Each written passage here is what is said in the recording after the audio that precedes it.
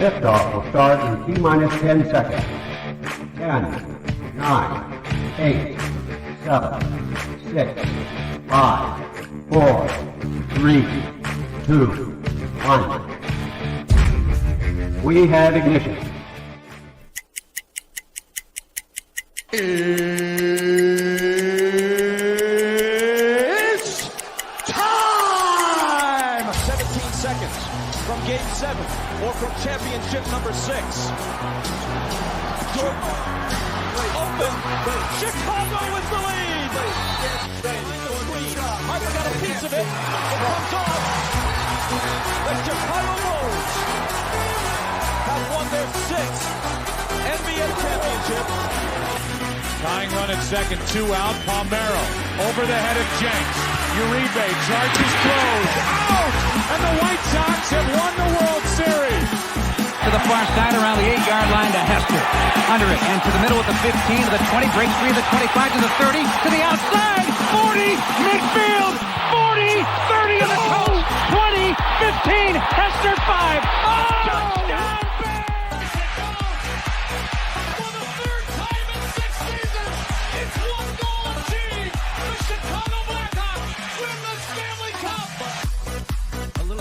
Slowly toward Bryant. He will glove it in front of Rizzo.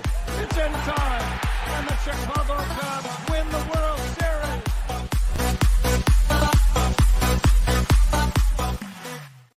What up, what up, what up? Welcome to Shawn and Maya in the morning on this TGI Mickey Ficky Friday. It's the weekend, baby. And I'm your boy, the SuperBack Shawn Sierra. Thanks for tuning in. Listen, if you're watching us on Facebook Live, well, then I guess you found us on Facebook. Now, if you're not following us on Facebook, what? Listen, go to Facebook, type in Sports Zone Chicago, click the like button, and now you're following Sports Zone Chicago. Simple. But wait, there's more. Go to the show's page. Go to Shawn and Maya in the morning. Go to that page as well. Like that page. And not only will you be following Sports Zone Chicago, but you'll be following Shawn and Maya as well. If you're watching this on our YouTube channel, excellent. And if you're not subscribed to our YouTube channel, for real. All right, listen, go to YouTube, type in Sports Zone Chicago, click the subscribe button, but also click the notification button. That's the bell that's right next to it, the little bell. Okay, and that'll let you know anytime a show from Sports Zone Chicago is going live. You get it? Got it? Good. All right, peep this. Now, if you're watching us on our mobile app, yay. Wait, if you didn't know we had a mobile app? Come on now, stop playing around. Listen. So it doesn't matter where you get them from, wherever you get your apps from, whether it's iTunes, Google Play, Amazon, Walmart, Kmart, 7-Eleven, Zayre, Zemsky, Macy, Montgomery Ward, Venture, Woolworth, wherever you get them from. You go there, you type in Sports Zone Chicago, you download it. You take us with you on a go. So not only do you get Shawn and Maya in the morning 3 days a week, not only do you get our other live shows throughout the week, not only are they archived there like they are on Facebook and YouTube, but I'll tell you what, we give you a slew. And I mean a slew of articles, thanks to my man Clarence, Council the Third. Big up to Clarence for keeping you abreast of all articles Chicago sports related. Now, if you're watching this on a Roku channel, I like that kind of party, baby. Man, Sports Zone Chicago, we have our own Roku channel. If you don't know, you better ask somebody. Come on, man, we have our own Roku channel. So if you have a Roku television in the house, do us a big favor. Do us a solid. Gotcha? Got me? Yeah? Do me a favor. Yeah? Download Sports Zone Chicago's tile. All right, put it right there next to Netflix. Put it right there next to Hulu, HBO Max, Disney Plus, Paramount Plus, Stars, Showtime. Put it right there next to all of them. All right? Be nice and simple. And listen, if you have more than one Roku device, Roku TV in the house, do us a favor. Download all of them. Download Sports Zone Chicago's channel to all of those TVs that you have in the house, even if it's the kids, the one in the kids' room where they're not going to watch it, but just please do us that one favor. Now, you can also tweet the show. You can tweet us at Sports Zone Shy. That's CHI at Sports Zone Shy. Now, if you want to follow me, just me, personally online, you want to know what I did? Well, let me tell you what I did. You want to know what I did? Here's what I did. I made it nice and easy for you folks. Nice and easy. One handle for Facebook, Twitter, Instagram, Snapchat, and TikTok. All one handle at The Shawn Sierra. If you want to follow my lovely co-host, Maya Akai, you can follow her on Facebook and Twitter at The Sports Chica. And if you want to follow her on Instagram, because you're an IG and you do it just for the gram, well, just follow her at Maya_Akai. It's MAYA_AKAI. Man, we have a phenomenal show, but we need you to get interactive today. So whatever platform you're watching us on, whether it's Facebook, whether it's YouTube, whether it's our mobile app, leave a question or comment on that particular platform. It'll come up here in the thread. Okay, and then we'll put it on the screen. We'll incorporate it into the show. And guess what? That is what makes this the best Chicago sports talk show around is you. All right, your question, bring it all. Your questions, comments, smart-ass remarks, and nobody's scared over here. You know, like The Rock always says, baby, don't sing it, bring it. All right, just put them down there. We'll talk about it. And it's going to be one hell of a show today because I'm fired up. Let's see who we got in the chat so far. Cornelius Squalls in the Mickey Ficky house early again. What up? Who else? Mashawn Walls in the Mickey Ficky house. Good morning. Papa, nice to see you. Thanks for tuning in. Levette Lee in the Mickey Ficky house. Good morning, Mama. Thank you for tuning in. Brian Hendren in the house. What up, Papa? Thanks for tuning in. I appreciate it. Uh-oh. My man Armando Emeterio Lara Jr. He's in the house. Junior, what's up, Papa? Thanks for tuning in. I appreciate it. You see everybody else saying what's up, being cordial in the chat, saying hello to and welcoming everybody. Listen, I don't know a lot about a lot, but I do know this. More of the usual suspects will be checking in as the show goes on. That, my friends, I can tell you. Hey, we have a phenomenal show for you. Listen, at 10 o'clock. At 10 o'clock, Damani Pugh, he's a.k.a. Lucky Luciano, one of the SmokeFellas, and they're on every 11 a.m. to 1 right here on Sports Zone Chicago. Damani Pugh, Lucky, they call him. He's coming on at 10 o'clock. We got Bears Talk. Bears Talk today with Lucky Luciano. Man. Is there a controversy? Or are people just trying to make one? I think people are just trying to make one. We're going to talk a lot of Bears. We have more to talk than just Bears today. So at 10 o'clock, Lucky Luciano, my man Lucky Lefty, a Pugh from the SmokeFellas is going to join me. But before that, we have World Series to talk. We have Bulls to talk. We have Blackhawks to talk. We got a lot of shit to talk. So like our old Uncle Hawk Harrelson used to say, well, sit back, relax, and strap it down. Because we're gonna have some fun. The next 2 hours gonna be some fun. Oh, we got a new comment. Haha, my man Luis Mejia. What up, Luis? Rise and grind, Papa. Said good bleeping Friday morning.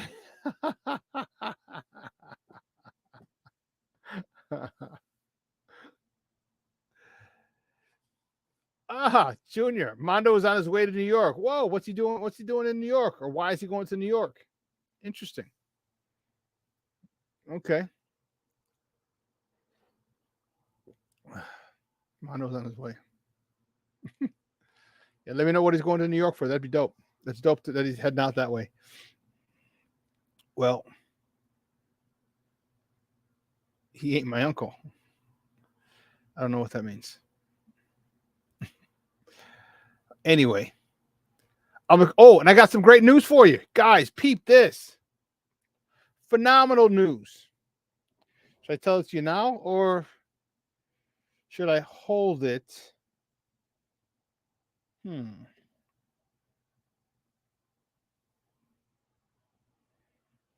Let me see. I think I'll hold it for a little bit.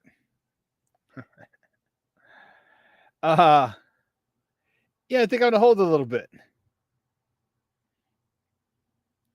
I have a man, I'm telling you, it's I got some good stuff. This weekend's going to be dope. It's going to be ay puto tu madre. It's going to be a busy weekend for your boy. A busy weekend, and you know what? I'm ready. I am ready. And I can't wait to tell you the good news. It blew my mind. I was extremely ecstatic for the opportunity. And, man, it's going to be, man, wait till I tell you. You're like, what is it? What is it? Wait till I tell you. It's dope. It is dope. Oh, Junior, you said our uncle. You said Uncle Hawk Harrelson. That's right. He's not yours. He's not your uncle. No way. I agree, Luis. You could say ass. We're good. I agree with you, bro. I agree. It's gonna be a little tougher challenge this week, but you know what? I think that we're sitting pretty. Okay, I think we're sitting pretty. Just with the comfort level, with the familiarity, and there's just a lot less craziness going around. It's his first start. It's going to be a little nuts, and I understand it. Hopefully, all that slowed down for him now, and hopefully, we're able to push the ball down the field a little more. Another one of my Mustangs, my man, Harold Warner. What's up, Harold? Saying read it for life. You know it, baby. You know it. Thank you. I appreciate you tuning in. Also, Roschon Johnson has been cleared off of our front. He's passed concussion protocol. So that's going to be interesting to see how they use Deontay Foreman, Darrington Evans, and Roschon Johnson. Does Roschon Johnson get the start? I'd say no. Sorry, homie, you coming off. First of all, what our boy did last week, no, he gets to start. Deontay Foreman. Darrington Evans, now there could be an issue. Roschon Johnson might be second in that rotation. I think that Darrington Evans warranted and earned that last week. And Roschon Johnson, get in where you fit in. And it means you better run hard. You better, and not that he doesn't, just saying that's what he's going to have to do, continue to do in order to get more carries. But I digress. Guys, let's get it started. Guys, you know how we do. The first segment of every show is called Top of the Morning. It won't come just when you want it.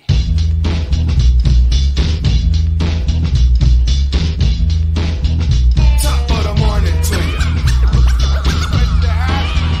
Top of the morning to you.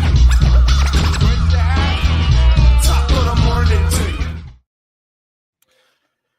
Whew. Let's see the first top of the morning topic. Let's get it. Where are we going to go? Which way do we go? Uh-oh, I thought I did it. Yes. The Bulls. The Bulls host the Toronto Raptors at the United Center tonight. Woo, Charlie, at the UC tonight. Tip-off is 7 o'clock. You can watch that on NBC Sports Chicago Plus. And you can catch that on 670 AM, their flagship station. The Bulls are looking to get on the board, get in the win column for the first time this year. They're 0-1 after an embarrassing loss on Wednesday. It was flat out and out embarrassing to the Oklahoma City Thunder. And let me tell you, it was a game where I don't think they could have won. But to get blown out by 20 at home, that was embarrassing. It was so bad that they had a team meeting. Did a team meeting after the game, game one. Billy was about to come in, and they said, stay out. They told Billy to stay out. I think they're good. They aired their grievances. What is it, Festivus? Is it Festivus season? They aired their grievances. But apparently they said it, that those things needed to be said. Those things needed to be heard. They shot a lot more threes than they usually did. I think they shot 43 threes in the game. Only made 12 of them. But the offense was still stagnant often. I think what they're trying to get used to is, yes, they want to shoot more threes, but you can't shoot more threes just to shoot more threes. You have to shoot more threes in the flow of the offense. And DeMar, stop shooting threes. Stop. Just stop. DeMar DeRozan, stop shooting threes. You do a lot of things very, very well, DeMar. Shooting threes is not one of them. All right, just lay off it, Papa. Lay off it. Let Zach, let Io, let Kobe, let not Vooch. Toy Craig. Let those guys shoot threes. You drive to the hole. You hit the foul line extended jumper, the mid range, hit the midi game, work that midi game all game long. But stop it. Stop it.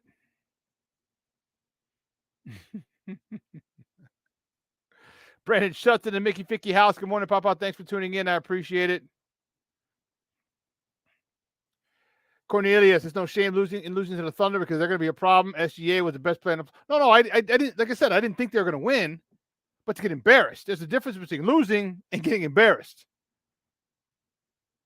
You know, and even Zach came out afterwards said he didn't feel that they had heart. Game 1? You've worked all off season for this. You've waited all off season for this. You saw who you had week 1 or game 1. You saw that, and you couldn't get up for the game.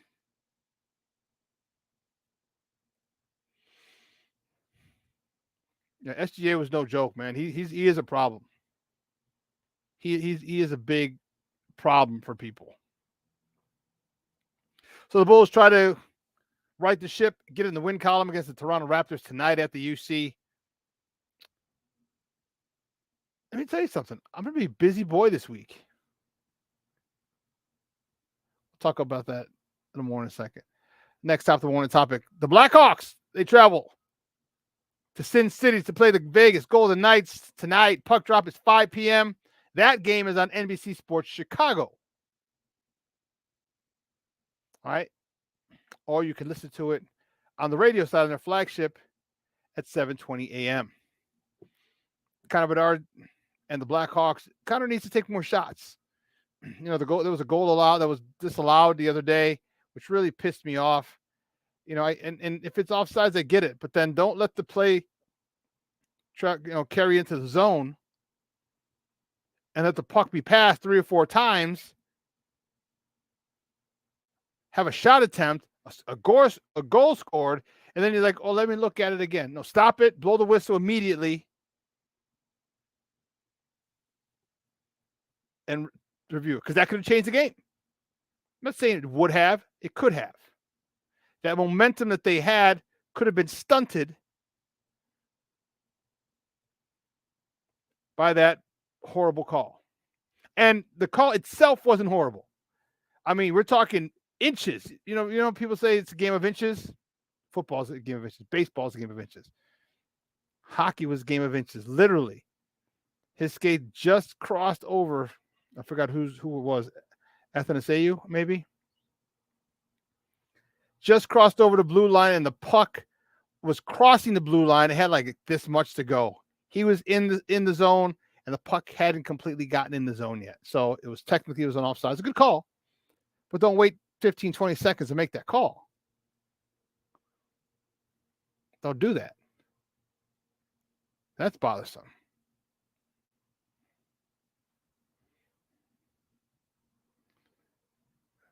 Yeah. Junior, I hear you. First game of the season, you should be higher than high adrenaline wise. Yeah, of course you should be. You should be fired up. And you're right, Brian. At home to boot. Come on, man. You're not on the road.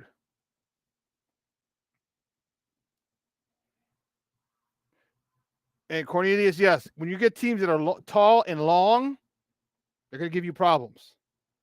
They're going to give you problems.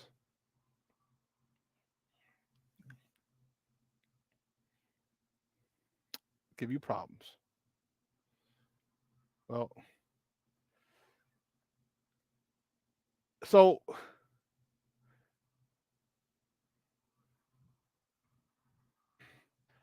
I'll tell you what I'm going to do this weekend. You want to know what I'll be doing?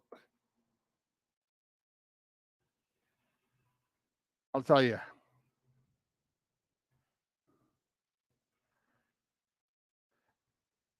This is cool.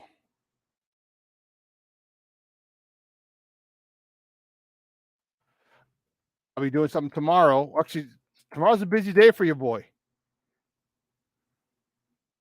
Tomorrow is a busy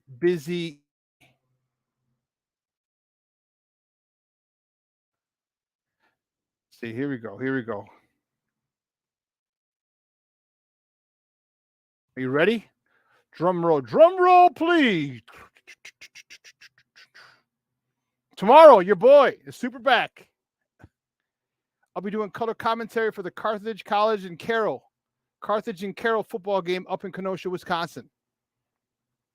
I'll be doing color commentary. Peter Ferrari will be doing the play-by-play. Another St. Rita man. And he reached out to me with the opportunity and said, hey, would you like to do color commentary for the game on Saturday? I said, does a bear shit in the woods?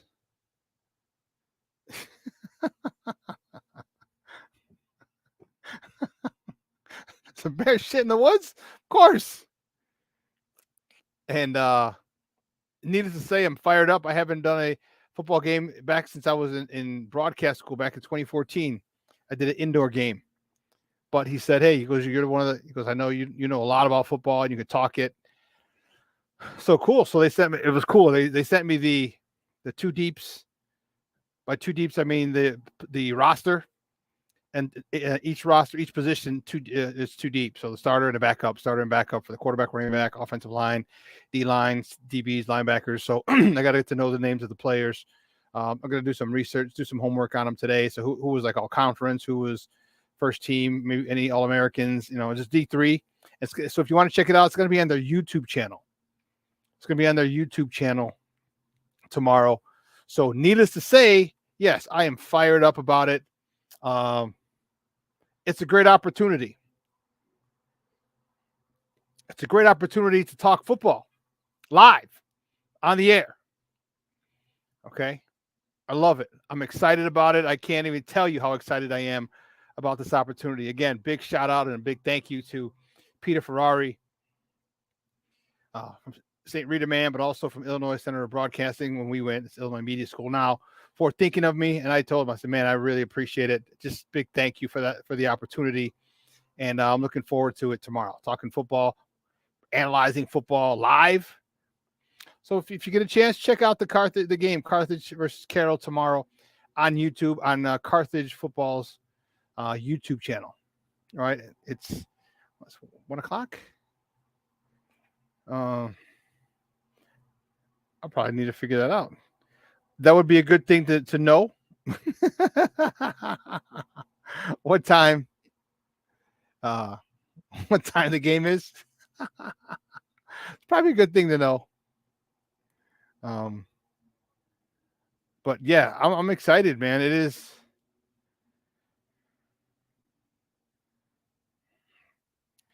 It's a great opportunity. And again, I am really, really, really grateful. Here we go. What time is it? Let me know what time it is. 1 Central, 1:00. So 1:00 game tomorrow. That's cool. That's really, really dope. So I'm going to shave all this off. It's on YouTube. The Carthage Football YouTube channel.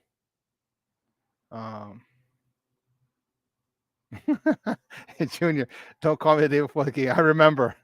We all had our little idiosyncrasies. All right. Junior could never call him the day before a game. Never. He just would pick up like, nah, he's, you know how he is. Thanks, Luis. I appreciate it, Papa. Brian, thank you. Brandon, thank you very much. Harold, thank you. I appreciate it, man. I'm excited. Like I said, it is the YouTube channel for Carthage College. What is it? Do you want me, when you come on? Yeah, reach out to me, Brandon. We'll talk. I'll be more than happy to come on. But yeah, so that's going to be so fun, man. I'm really, really fired up about it. That's so dope. That is so dope. The World Series starts tonight. Game 1. It's tonight in Arlington. First pitch is 7:03.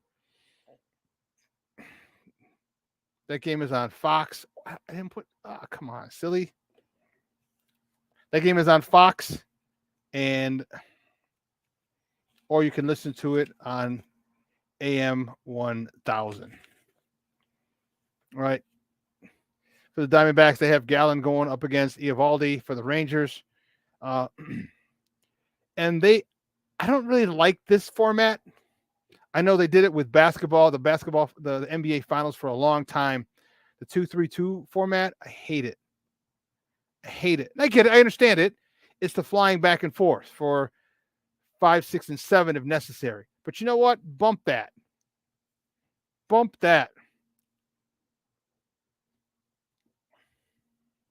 You know, the visiting team, I personally like the 2-2-1-1-1.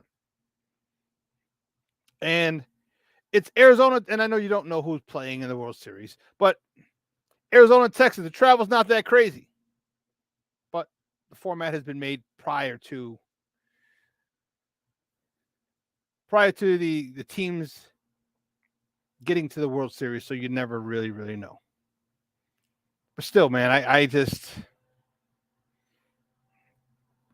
So what the home team has to do, they have to split one, or split the games on the road, and then win all 3 at home.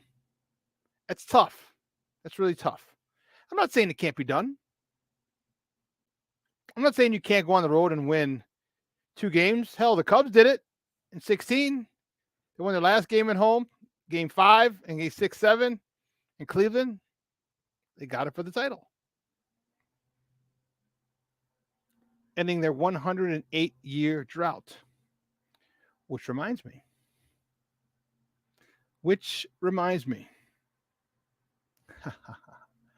Yesterday, baby. Yesterday was the 18th anniversary of the White Sox winning the 2005 World Series, sweeping the Houston Astros down in Houston. And you hear it all the time on the intro. But let's listen to how it plays out. The whole thing. Tying run at second, 2 out. Palmeiro over the head of Jenks. Uribe charges, throws, out! And the White Sox have won the World Series. Juan Uribe with a play, charging it, throwing it, and the White Sox celebrate their first title in 88 years.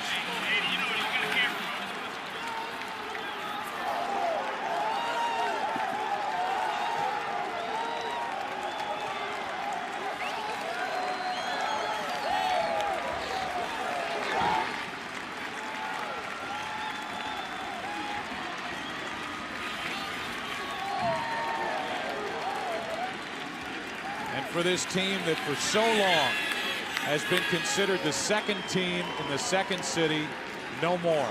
The Chicago White Sox are world champions. No mas. And Ozzie Guillen is a world champion manager at 41 years old. And they will be celebrating in the streets of Caracas. I'll tell you what, I remember exactly where I was. I was at Xavier's bar on 45th and Western, getting ready to sell the t-shirts. As soon as he hit that, I ripped open my jersey. I had the shirt on. And 2 days later, which would be tomorrow, I sold 300 shirts at the rally. How dope that was. That was dope. It's time we get another one. There's seniors in high school who never saw the White Sox win a World Series. We got to change that. Hey, listen, let's take a quick break. And on the other side of the break, we got a couple more topics to talk before we welcome our guests at 10 o'clock, Damani Pugh from the SmokeFellas. So don't go anywhere, folks. Keep it locked right here. Shawn and Maya in the morning on Sports Zone Chicago. Hey, it's your boy, the SuperBack, Shawn Sierra, and be sure to follow Sports Zone Chicago on all social media platforms, on Facebook, Instagram, and our Roku channel. You can find us at Sports Zone Chicago, and on Twitter, we are at Sports Zone Shy. Also, be sure to download our mobile app so you can take Sports Zone Chicago with you on the go. Time out. How are you feeling right now? Happy? Excited? Angry? Overwhelmed? One of the best things you can do for your mind health is to name what you're feeling. It can sharpen your awareness and help you talk about your feelings with someone you trust. Here are 3 questions to ask yourself. Where are your thoughts right now? In the past, the present, the future? Do you notice any sensations in your body? Is your heart beating fast? Is there a flutter in your stomach? Or are you fully relaxed? What do you need right now? Time with others? Time to yourself? Remember, there's power in this awareness. So find ways to identify what you're feeling today.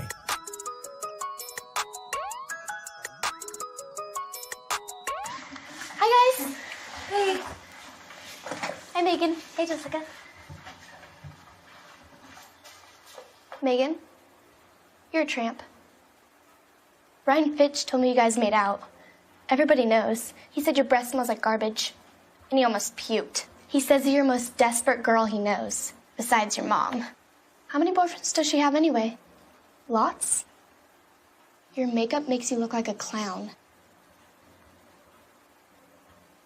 That zit is huge, zit face. Ugly.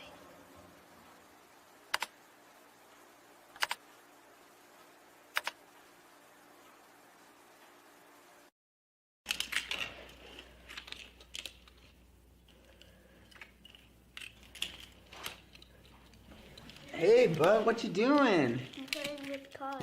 Cars? Can you show me what a car does?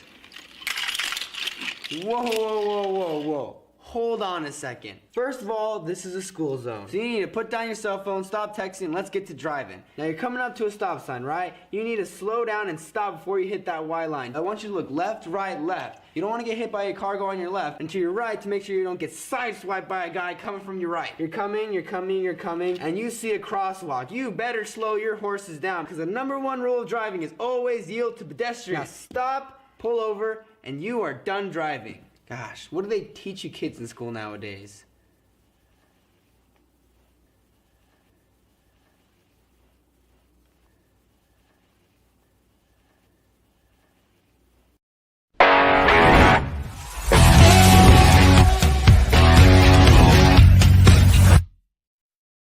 Or use some of their tight ends in those matchups. Here's the play fake. Hoyer over the middle, deflected and intercepted right into the hands of Tremaine Edmonds. Down. Agent the give to Foreman. Foreman plowing into the end zone for a Chicago touchdown. Right there's your big block. Lucas Patrick back in at center. They're down in 7. Bagent on the run. Throws on the sideline. The catch made by DJ Moore. First and 15, toss away from Crosby and room to run for Deontay Foreman, who goes airborne, and Marcus Epps. Back to Shawn and Maya in the morning on Sports Zone Chicago. Those clips courtesy of Fox. Those are the Bears last week at Soldier Field on the lakefront with a 30-12 victory over the Raiders of Las Vegas. I'm excited. I'm excited. Speaking of that, the Bears, they travel to LA to face the Chargers on Sunday. Kickoff is 7:20. They are the Sunday night game. Only game on the docket at that particular point. Sunday night kickoff is 7:20 on NBC. It's going to be fun. There's a lot of different scenarios. Okay, I mean, probably the best way to say it. But if you keep the game plan the same, I think they have a good shot to win. I think Tyson Bagent, I think you extend his leash a little longer this time in this game. I think you give him a little more, because we didn't win because of Tyson Bagent. We won with him, not because of him. And I think that's what people that with this controversy that they're talking about, he didn't win the game. All right, Justin Fields wins games for you. Okay. But I think, and there's no disrespect to Tyson Bagent. I think Tyson Bagent, And I'm telling you, you're going to hear that. You're going to hear it first. Here's what I see or hope. Here's what I see, and I hope it comes true. Okay. The Bears keep Justin Fields. He comes back and he's going to go ham. Maybe still get 3,000 yards. Okay. You're going to keep Tyson Bagent as your backup. So now you have a 1-2 backup that you're extremely comfortable with. I think you fire Flus after 2 years, which is this year. You fire Flus, and then what's going on in Michigan, I think it's the perfect time to exit stage left for Jim Harbaugh. Jim Harbaugh says, deuces, I'm out. My guy, J.J. McCarthy, he's leaving and go to the NFL anyway. So I'm out. He's been hounding J.J. McCarthy since he was in 6th grade. One of my former teammates is J.J. McCarthy's personal quarterback coach. But I digress. I see Jim Harbaugh, Chicago, and the biggest thing that I had is like, okay, if they bring in a new coach, what scheme do they run? Because we have a lot of 4-3 personnel.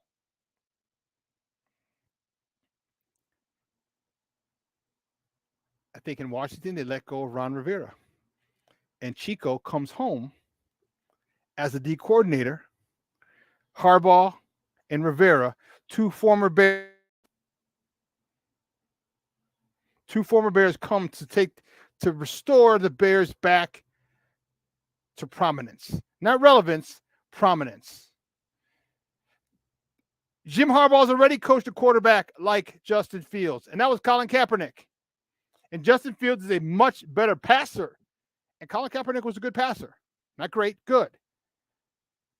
But Justin Fields is a much better passer, definitely a better runner. And Colin Kaepernick was a good runner. So he has familiarity with this type of quarterback. You got to understand, when you get quarterbacks like this, you cannot put them in old, antiquated systems and expect them to do what other people have done in those old, antiquated systems. He's not an old, antiquated quarterback. He's the new breed.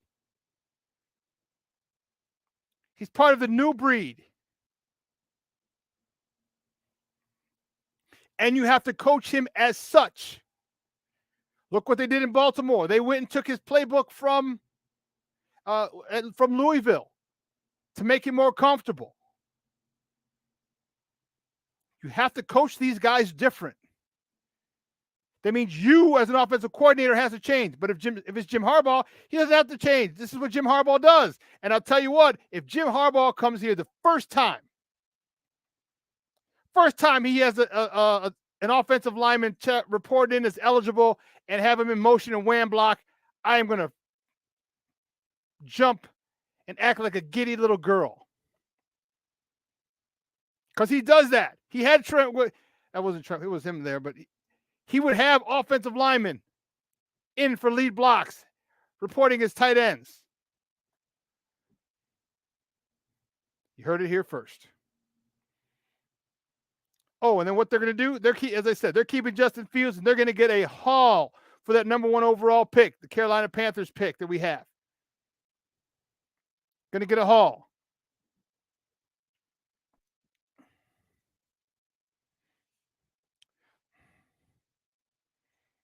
That would be so, Luis, hell yeah, that'd be dope. Like I said, 2 Bears taking us back to prominence. Come on now. Yes, it is a dream coaching staff. Chico and Harbaugh, come on, man. Why not, Shorty? Why not? He's one of their own. We drafted him out of Michigan, remember?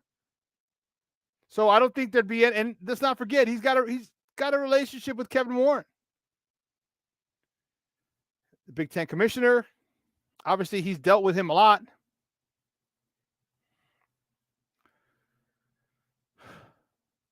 Right, Luis. You're right. What makes sense? Seems like it'll never happen. But that's the thing that you wonder about. But it's not George's decision. Or is it? It's not George. Why is that too conservative? For what? You're not getting a renegade coach. You're not getting a,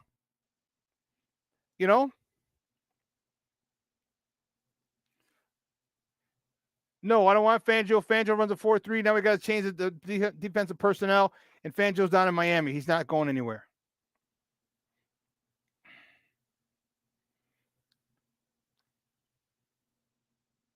Listen, it's a new regime.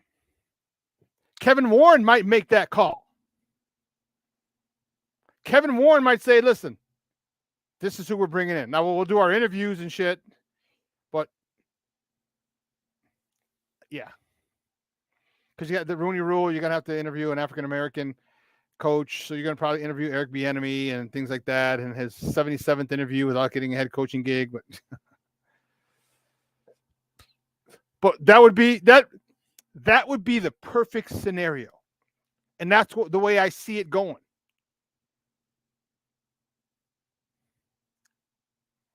I hope I'm right too, Mr. Shorty. Shorty!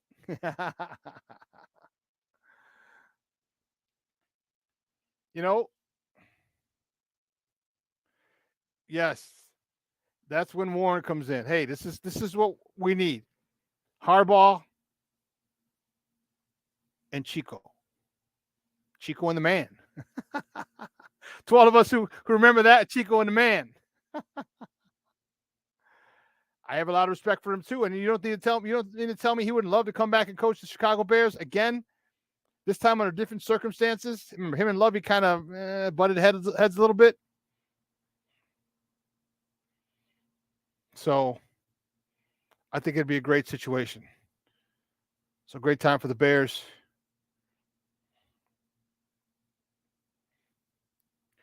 Great time for the Bears to bring your boys home. Bring the boys home. And here's the thing.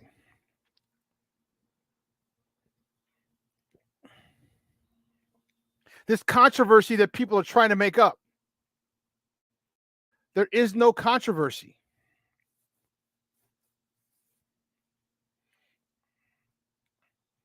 Justin is the starter. Tyson Bagent is the backup.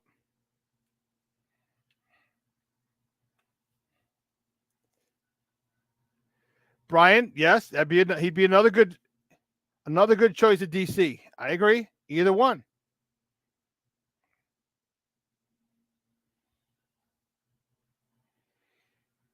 Either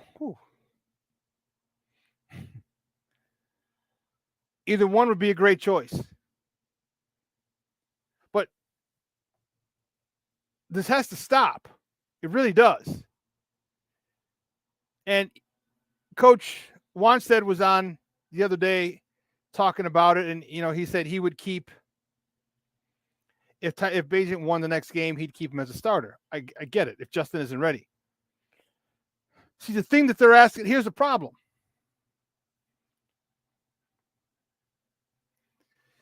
Yeah, Mr. Shorty, yes, I agree with you.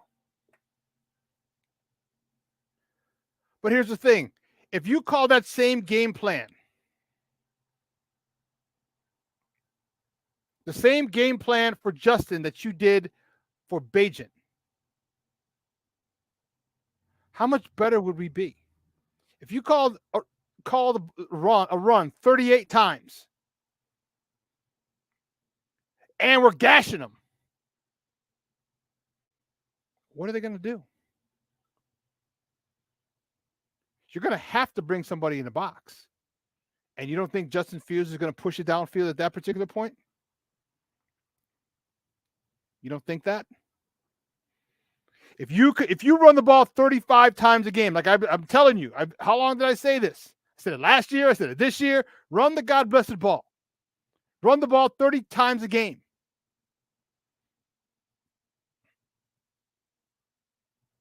That would open up so much for Justin. So much. But the game plan they called was kind of watered down a little bit for him. So how did they win the game? They didn't win because of Tyson Bagent. They won because of the running game. They won because of the offensive line. don't take it away from them.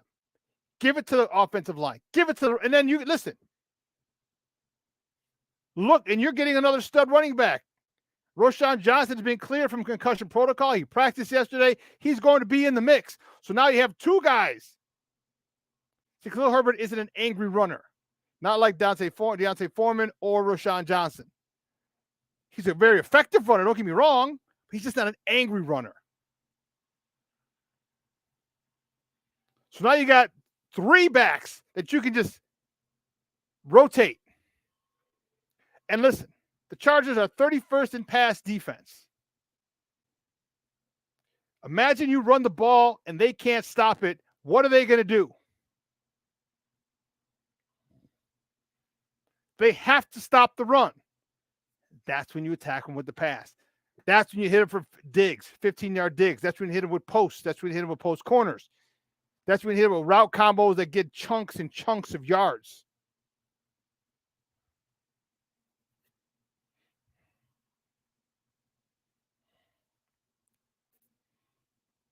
Brian, who said the same thing on the Nomad Network. Ton the ball more and often. I'm just kidding. Run the ball. I know you corrected it. I'm just busting your balls. But you know what? There's a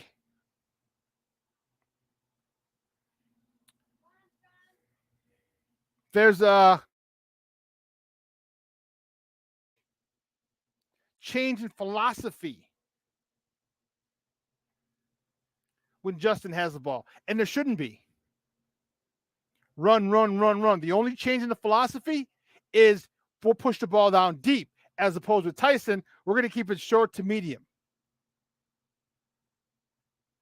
Justin has the whole field to play with. Tyson, you got short to intermediate. That's where you're stuck. Got it? Good. That should be the only change.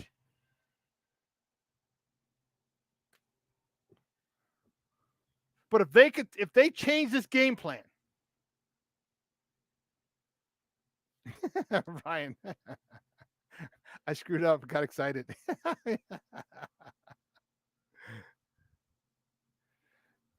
Yeah, Mashawn, some big plays in the passing game for the Bears. They are there, but you can't just go take it.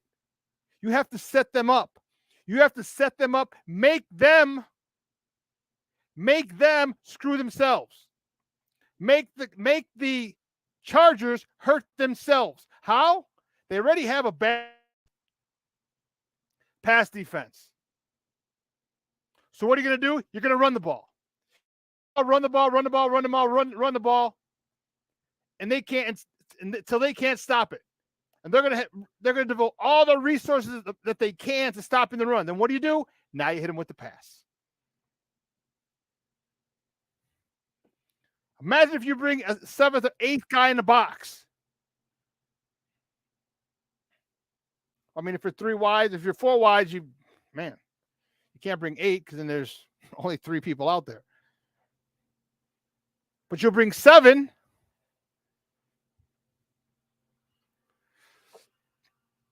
And imagine DJ Moore one-on-one with a corner. You see how we've seen DJ Moore break tackles on a regular basis. He's a very physical receiver. So it needs to be a good, solid hit to bring him down. Don't try and arm tackle that man. Don't do it.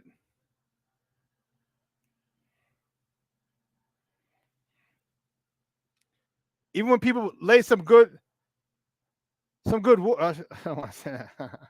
when they get a good shot at him, he'll just bounce off and keep running.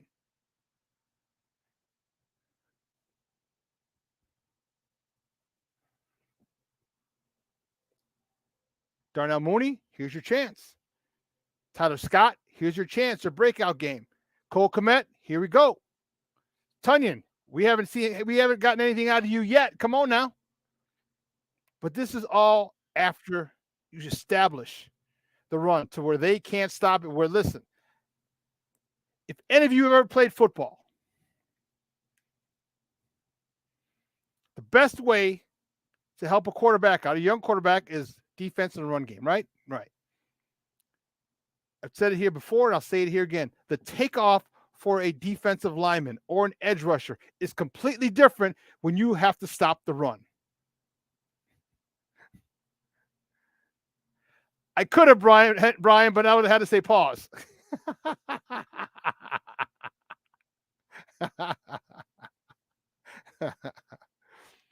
The takeoff for a defensive lineman when you are getting gashed by the run is completely different than it is when you're going to sack the quarterback. This is where the phrase, you must earn the right to rush the passer, applies. Because if you haven't earned the right to rush the passer, your penetration is to stop the run, not to go get the quarterback. This is why I want Tyson Bagent under center. So play action fakes, and he gets some great fakes. He holds it, watches them, boop, and then rolls out the other way. Great play fakes, and as linebackers and D-line, you can't go anywhere. You can't get into your drops because you think it's a run because they've been gashing you on the run. This is where the big plays come. And it doesn't have to be 30 yards downfield. It could be just a leak. What did we see? Dante Foreman last week in the flat. If Tyson Bagent would have thrown it to him, he's still running. It doesn't have the 20-yard plays, 25-yard plays don't have to be in the air. They could be an 8-yard pass and let our dudes run. Let these playmakers play. These playmakers make plays. But it's methodical. Are you disciplined enough, Luke Getsy, to stay methodical? Ryan Poles is disciplined enough to go after the players he wants in drafts and free agency. Are you methodical enough to stick with the run till it hurts them, till the Chargers are like, God damn, we can't stop this. Now you kill them with the pass. Now, Tyson, we want you to throw short to intermediate. And if there's a shot with DJ Moore deep, go get it. I think you open up the playbook. I think you take the reins off of him a little bit this week.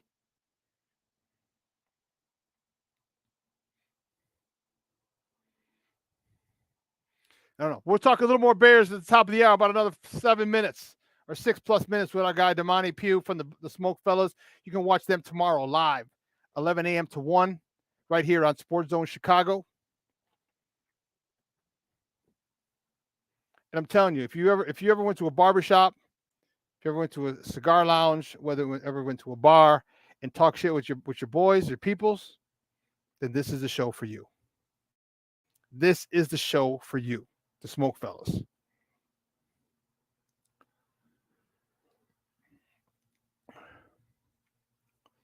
But real quick, before we, Dusty Baker had come out and said, after 26 years of being a manager, he is going to retire. I'm happy for Dusty. I hate the fact that he took the Houston Astros to a World Series title, but I'm glad he got his World Series title. Dusty's been nothing but class during his time in Major League Baseball, which is spanned over, 4 decades. He's retiring. Hats off to him. I wish him the best in his retirement. Game recognizes game. He was a great man, a great manager, great player back in the day, if you remember, with the Dodgers. And he brought credibility, or he tried to clean it up over in Houston. Okay, after the cheating scandal, he was atop their list, a dude with an impeccable reputation, and he helped clean that mess in Houston. Houston, we have a problem. They went and got Dusty, and he fixed it. All right, mad respect to him for getting that done. raising the World Series trophy. Like I said, unfortunately, I hated that it was with that team, that organization, but I'm happy he got one. Let's see what else we got over here. Why boo Dusty?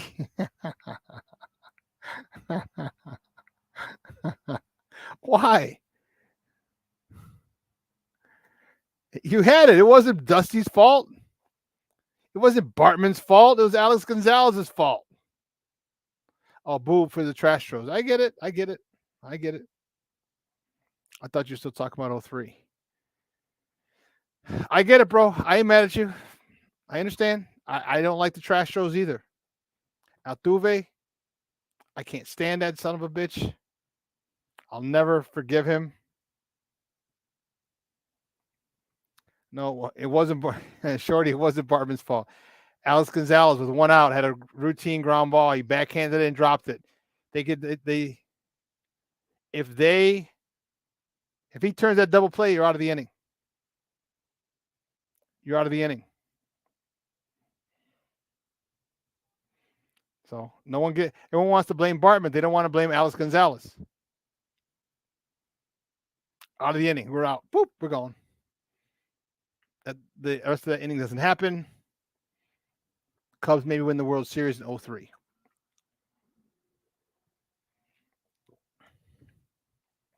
Maybe. Speaking of World Series tonight, we talked about it earlier. And all right, how many of you are watching the Arizona Diamondbacks versus the Texas Rangers? Not two big markets. I get it. But the Diamondbacks are going back for the second time. They won the first time back when in 2001, back when after the attacks. Went to 7 games against the New York Yankees. I forgot who hit the ball. It was Luis Gonzalez. Hit a ball right back over the middle, over the Sandman, Mariano Rivera's head, back up the middle for the game winner in Game 7. I thought it was going to be Mets-Yankees, but the D-backs, how appropriate would that have been after the attacks in New York? It would have been New York Mets versus New York Yankees, but it was the D-backs versus the Yankees. D-backs took it in 7. Crazy, crazy, crazy.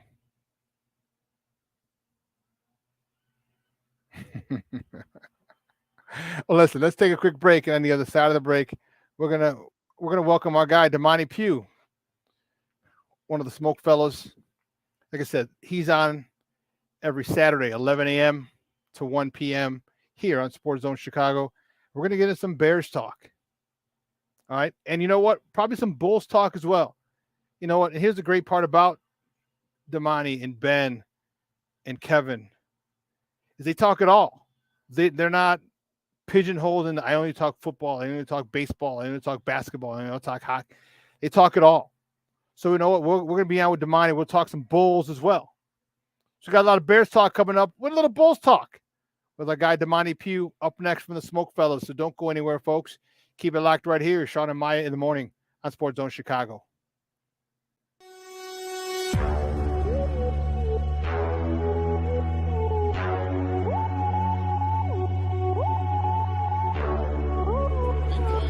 To run for 17, back he goes, here comes Chubb, there goes the ball, touchdown, Mooney! Jones will walk at the left tackle, time for Fields, now he'll accelerate to get the first down, great tackles, and he's off to the races, and we got a terrific block. For every generation, it has started with the call to serve.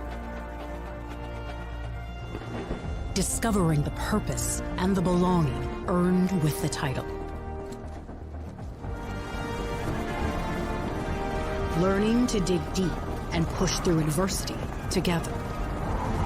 Defending our nation and its people. It is a life of great worth and reward. But Marines are never really finished serving. Their commitment comes full circle, visible in communities across our country. This is Semper Fidelis, always faithful, always Marine, marking a path for the next generation. So I've come up with the family emergency plan. Great. What is it? It's difficult to talk about, so I'm not telling you. How will we know what to do? You won't. I'm so glad I won't have to remember anything. And me too. Thanks for this, sweetie. Talk to your kids about who to call, where to meet, what to pack. Search Ready Kids at nyc.gov or call 311. This year, my mom got me the perfect bag for back to school. These colorful binders help me stay organized. These headphones are just what I need for studying. These new sneakers are just what I need for the new year. This jacket is a real must-have. My parents got me the skateboard I wanted. It's pretty cool. These scissors really come in handy in art class. These colored pencils, too. These new socks, they can be a real lifesaver.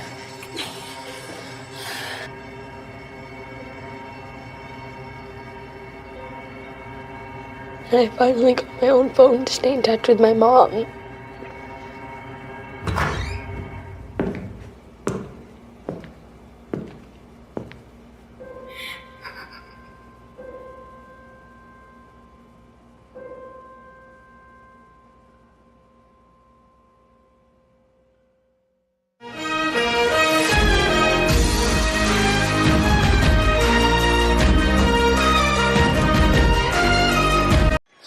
At the 29.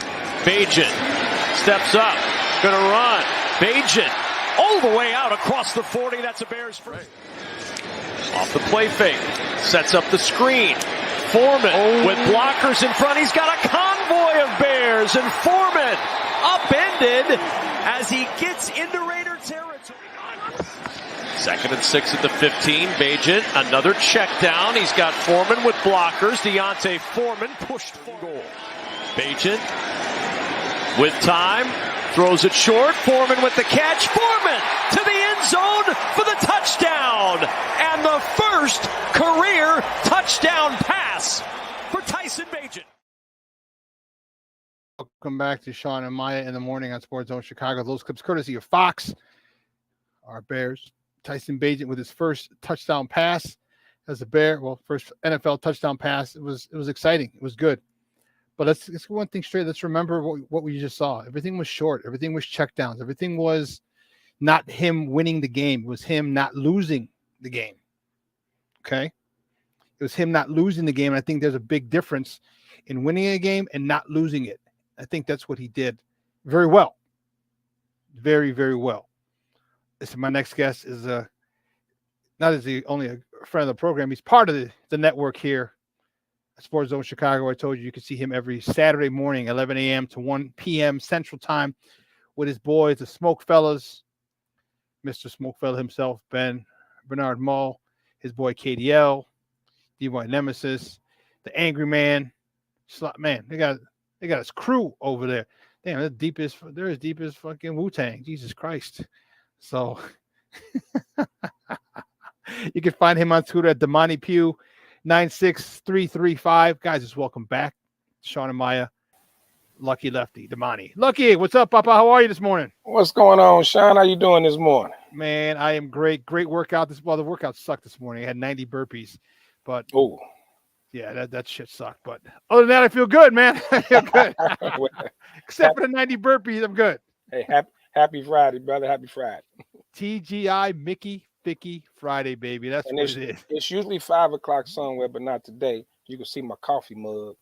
That don't mean nothing. you in my business, don't do that. Man, dude, that's awesome. That's good stuff. Hey, so I don't know if I told you, so I'm not going to be able to produce your show tomorrow. I called Ben last night, or I had him call me.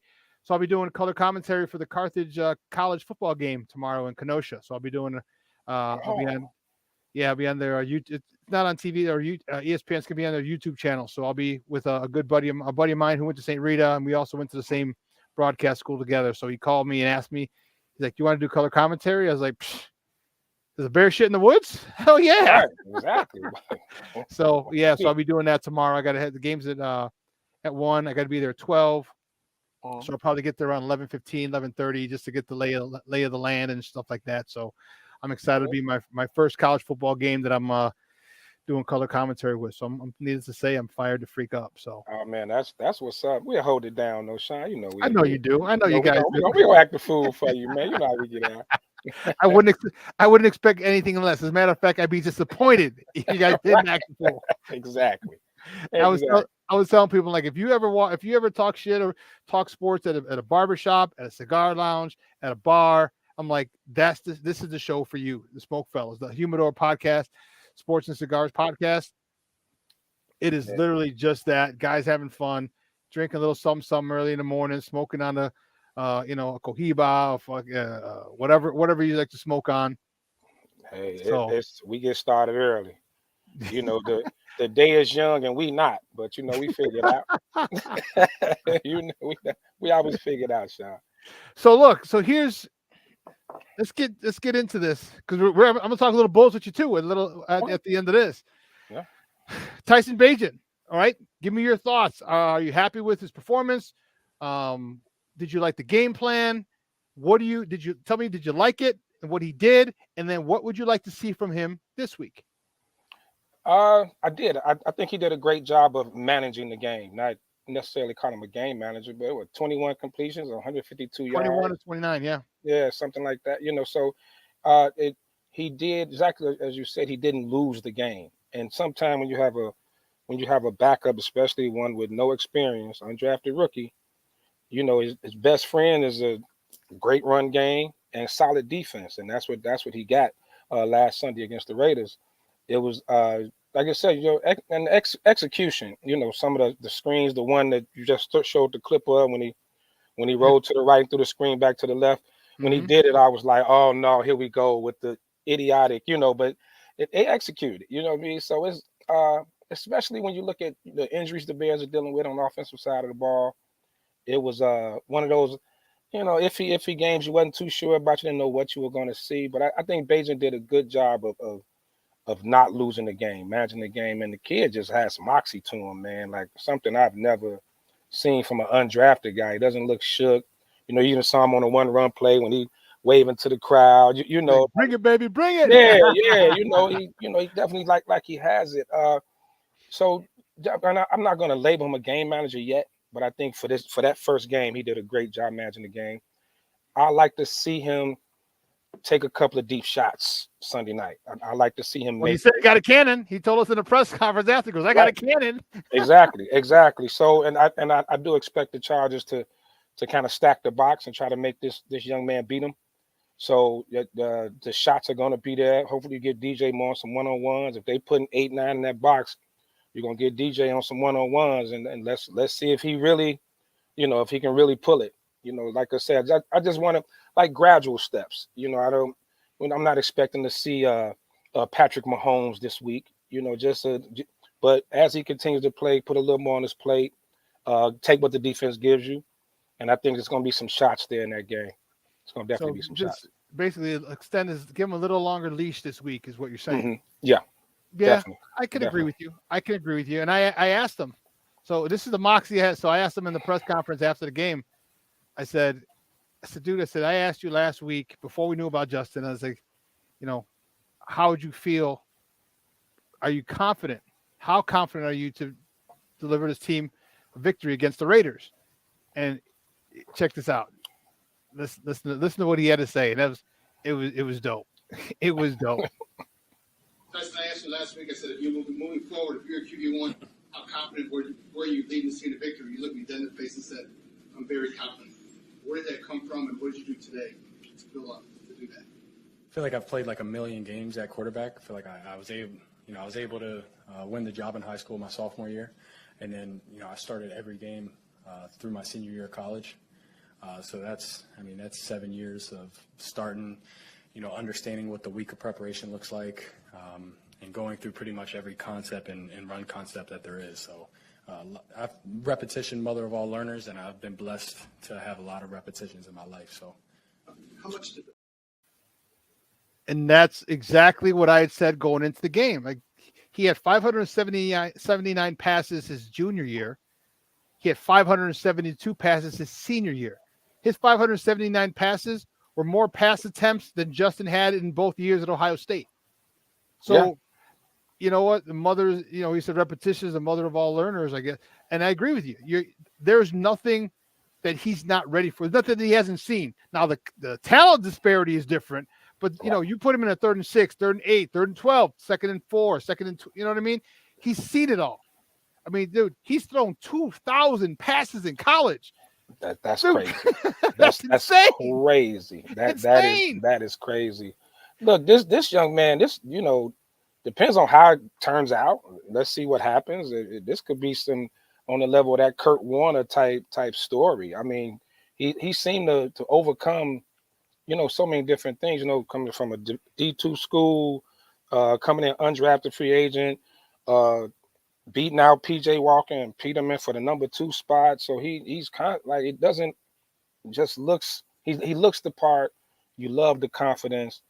And I can personally say he has won more press conferences just last week than Eberflus and Nagy has done over Combined. the last 5 years combined. He definitely won. He's won the press conference.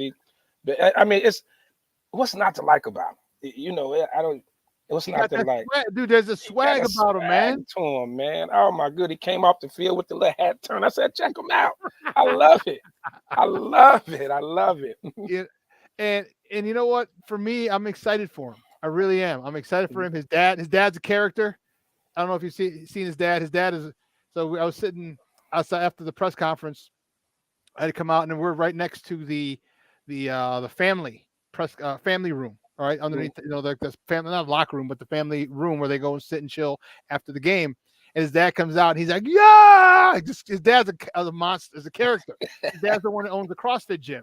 That's why, if you remember, someone asked him in the press conference. He's like, "If my backup plan was just to be CrossFit and to be a teacher at my old high school." His dad was the one arm wrestling champ, right? His dad's a 28-time arm wrestling champion. Arm wrestling champ. Okay. Yeah, I'm definitely not doing that.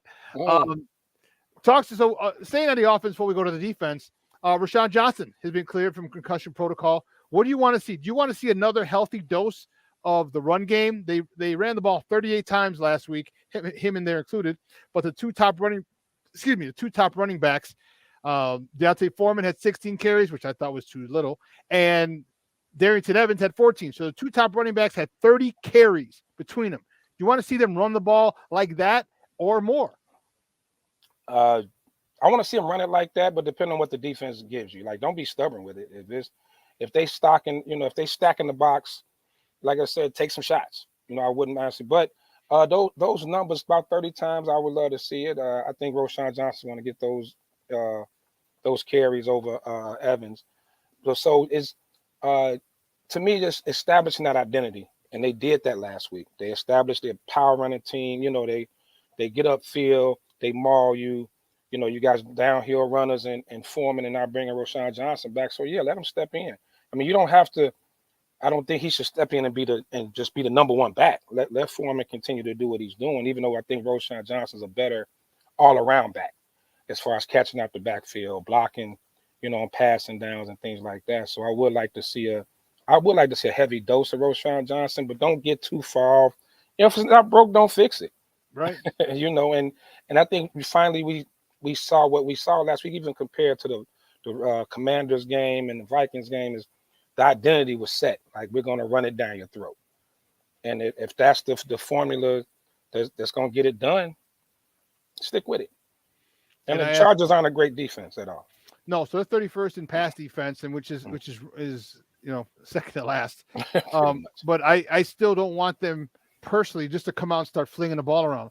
My thought is run the ball, run it at Khalil Mack, run it at Bosa. Yep. Don't run away from them. Run it at them. Right? Yep. All right. Khalil Mack is phenomenal, but when you get a 300-pound guy, you got a puller, man, it gets in his way.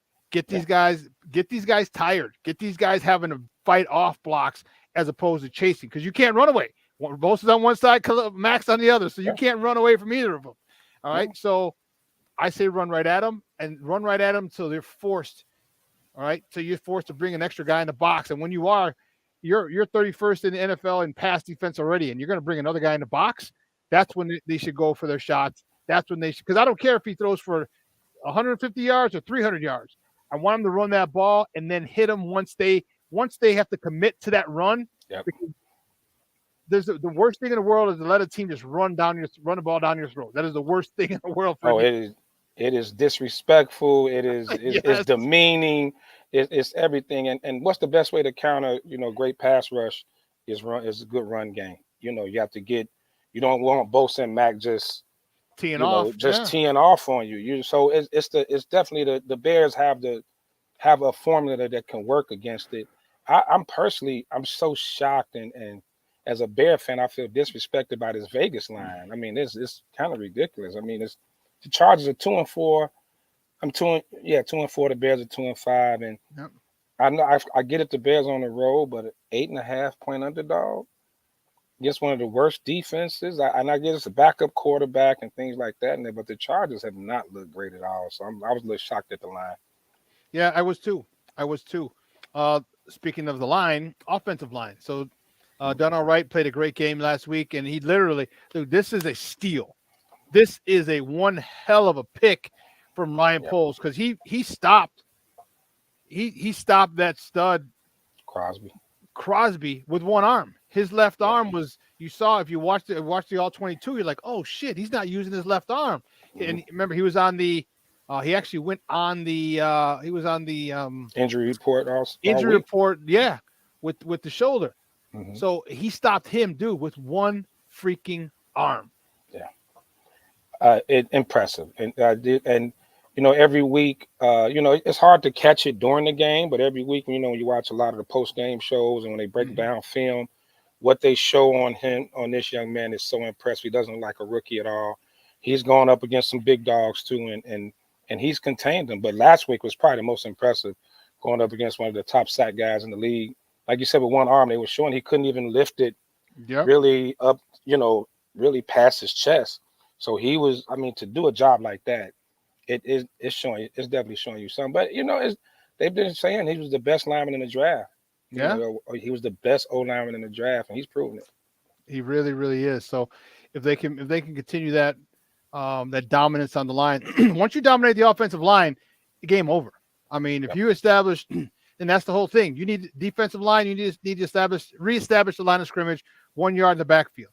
Offensive lineman, you need to reestablish the line of scrimmage 1 yard past the line of scrimmage. And the winner of that is going to control the game. And the way that and this is why I want them to continue to run the ball, because offensive linemen love going forward. They don't like going back all the time, but they damn sure like going forward, imposing their will on people. And the best part, and I've seen it. My guy who's in the chat, Armando Lara Jr., my guy Junior, you see it when you've taken not the will to compete, but when you beat a team because you've run the ball down their throat and you've taken away their will not to win, just to compete. That's when you had a great game, and that's what the offensive linemen love to do. And if they can continue to do that, and now they're, despite just the wearing out the D line, like you're running down that throat, you're wearing them out. So when it does come to time for a pass rush, those legs are a little, you've been getting beat up all game, so it's late in the game and you need to make a big play from the D line. It's a little tough on you. So it's the key to everything. We always talk about it, Shawn. You talk about it all the time, is the game is won in the trenches. And I know there's been this narrative of how bad the Bears offensive line is, and I'm even hearing people talking to the kid from Penn State. He looks great, but I don't think the O-line is the problem. I think when you coach to their strengths, and their strength is run the ball, you get those guys going downhill. Tevin Jenkins, no one's really talking about him. What he's been doing, this dude is a mauler. Like he's nasty. This cat is a mauler, man. You got him and Darnell right on that right side, right same now, side until Nate Davis gets back. But even I may sit Nate Davis. I know he's a prize free agent and everything, but you have to move over to the left, Nate. yeah, you might to the left, because I'll put any running back behind give me Tevin Jenkins and Darnell Wright. I'll put about 30, 40 running backs behind them and let them get loose. I talked to Tevin Jenkins after the game in the locker room, and here's what he had to say about the run game. How did you feel today? Talk to me about how you feel. When you know you're running the ball, you know you're dominating the guy, because you have a tendency to take people into the first row, and they call another run to your side. How excited do you get when you know, oh shit, it's coming to my side? I get very excited. I mean, this is like when you can say it's like one of those making money blocks. It's like one of those things. Like your man reaching your one-on-one, you got to win the rep. So I get excited. Like a little bit of pressure because if you make that block, a big spring block can happen, and if you mess up, it could be a negative play. Talk about Tyson. Tyson, he had a good comment. I asked him last week, and I'm going to ask him again this follow-up. But I asked him last week. I said, how confident are you? Before we knew the situation with Justin, how confident are you moving forward that you could lead this team to victory? He looked me dead in my face and said, I'm very confident. Mm-hmm. Talk to me about that young man. Yeah, I mean, he had all the swag in the world back there. I mean, he was very, I'll say he was a bit like commanding in the huddle, got us all in the right points, got us, like he was delivering the play calls very smooth, changed cadences. I mean, he was doing everything you need to do out of the quarterback, and he was working the pocket too, so I'd say he was having a very good game, and you can tell his confidence is high. Yeah. That's Tevin Jenkins, man, and he gets excited about it. And his only issue, and that's a big one, is his health. Can he just stay healthy? Because if he stays healthy, that dude is a perennial All-Pro guard. Perennial. Oh, definitely. Perennial All-Pro guard if he can stay healthy. So let's go to the other side of the ball. Defense. Defense is looking a lot better with the play calling now from Matt Eberflus, the head coach. He's shown me he is a phenomenal defensive coordinator. Talk to me about this guy. This guy has decided, Javon Dexter, since week 5, look at this. First grade, 77.3 overall grade. That's first among rookie DTs, and that's including some guy named Jalen Carter. Yep. His pass rush grade is second. 7 pressures is tied for first. His true pass rush grade is second, and 5 hurries tied for first. This dude is now we're starting to see why he was taken so high by this organization. Talk to me about him, the whole defensive line, but him in particular. Yeah, we were hearing about him in camp, how impressive he was. A lot of the talk was potential. Like you didn't know, like it may take a little time for him to get there. But I remember an interview he had when he talked about it. Like, look, just let me loose. Like what I had to do at Florida was one thing, but he was Florida, right? The other kid was South Carolina. Florida, what he had to do at Florida, like he said he could do more, and he's showing it. He's showing he could do more. And for me, when it comes, especially the linemen, the more reps you get, the more you're out there, I think the better. I don't know. I know for quarterbacks, maybe sitting and watching, maybe some other positions, but when it comes to that line up front, let those guys get out there and get get out there and get their jerseys dirty. And he's showing what he could do. This dude is showing what he could do, man. And I don't know if I would love to see him next to a Aaron Donald type, though. I'm not ready to put him up there with the big dogs, the Chris Joneses and guys like that. But he's definitely trending upward, and it's making a big difference. Yeah, it is. And I like Billings. You got Billings at the 1 technique at the nose guard. You got him at the 3. Man, that's a nice combo. Yeah. That's a nice combo, man. And you know what? You start bringing in more guys to in the rotation, like him, Zach Pickens, Billings. These guys are starting to make plays now. And I saw a couple of plays. I remember one specific. They double teamed him, and he just held his ground. Didn't get blown out. Just held his ground. Man, he looked like a man among boys. When your little cousins come at you, you're like, here, you hold them like, and they start swinging. That's how he looked. He just held them 2 jokers right there. All right, let everybody else get penetrate and go and stop the running back for a loss. Why? Because he's able to handle 2 guys. This dude is a monster. And I remember one play at training camp where the guy stopped him initially, and then it looked like a cartoon where he just went like, rah! And the dude just, I remember who the offensive lineman was, but the offensive lineman flew off him like he was a gnat. And I was like, oh shit, like this dude, once he gets comfortable in the system, and now he's starting to get comfortable. Yep, he's comfortable. And he's a force, man. He's going to be a force. Talk to me about the secondary, though. The secondary is huge. I think we can agree that's the strength of this team. And Jalen Johnson made a statement last week with 2 picks, one to the house. And then after the house, he was like, "Yep, pay me. Time to pay me." You know what? What do you do with him?